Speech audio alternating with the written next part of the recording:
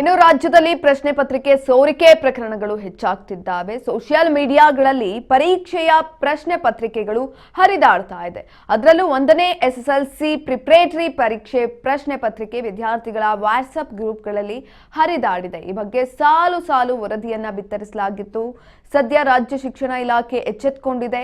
SSLC preparatory ಪರೀಕ್ಷೆ ಸೋರಿಕೆ ಹಿನ್ನೆಲೆ 2 ಮತ್ತು 3 ಪರೀಕ್ಷೆಗೆ ಶಿಕ್ಷಣ ಇಲಾಖೆ ಮಾರ್ಗಸೂಚಿಯನ್ನ ಬಿಡುಗಡೆ ಮಾಡಿದೆ.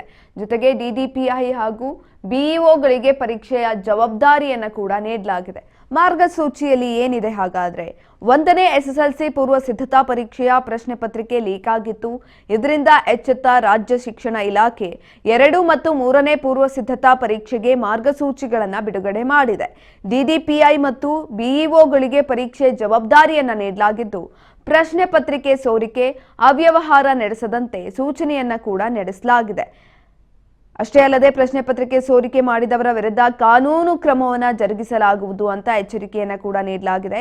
ಒಂದು ವೇಳೆ ಪ್ರಶ್ನೆ ಪತ್ರಿಕೆ ಲೀಕ್ ಆದಲ್ಲಿ ಆಯಾ ಪೊಲೀಸ್ ಠಾಣೆಯಲ್ಲಿ ದೂರನ್ನ ದಾಖಲಿಸಬೇಕು. ಪ್ರಶ್ನೆ ಪತ್ರಿಕೆಯನ್ನ ಮುಖ್ಯೋಪಾಧ್ಯಾಯರೇ ಖುದ್ದಾಗಿ ಡೌನ್ಲೋಡ್ ಮಾಡಬೇಕು.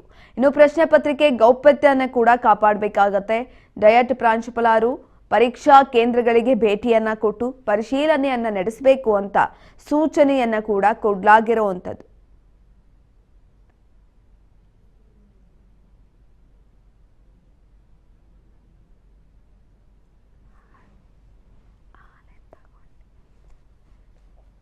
ಬೆಳಗ್ಗೆ 9 ಗಂಟೆಗೆ ಶಾಲೆಯ ವಿದ್ಯಾರ್ಥಿಗಳು ಹಾಜರಾಗಬೇಕು. ಜೊತೆಯಲ್ಲಿ ಪ್ರಶ್ನೆ ಪತ್ರಿಕೆ ಸೋರಿಕೆ ಆಗಿದ್ದರಿಂದ ಇದೀಗ ಶಿಕ್ಷಣ ಇಲಾಖೆ ಕೂಡ ಎಚ್ಚೆತ್ತುಕೊಂಡಿರುವಂಥದ್ದು.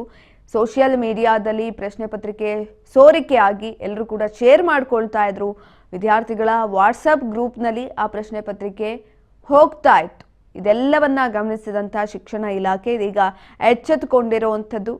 ಪರೀಕ್ಷೆಯನ್ನು ಅಚ್ಚುಕಟ್ಟಾಗಿ ನಡೆಸಬೇಕು, ಟಫ್ ರೂಲ್ಸ್ ಅನ್ನು ಫಾಲೋ ಮಾಡಬೇಕು ಅನ್ನುವ ನಿಟ್ಟಿನಲ್ಲಿ ಗೈಡ್ಲೈನ್ಸ್ ಅನ್ನು ಕೂಡ ಬಿಡುಗಡೆ ಮಾಡಿದೆ. ಬೆಳಗ್ಗೆ 9 ಗಂಟೆಗೆ ಶಾಲೆಗೆ ವಿದ್ಯಾರ್ಥಿಗಳು ಹಾಜರಾಗಬೇಕಾಗುತ್ತೆ.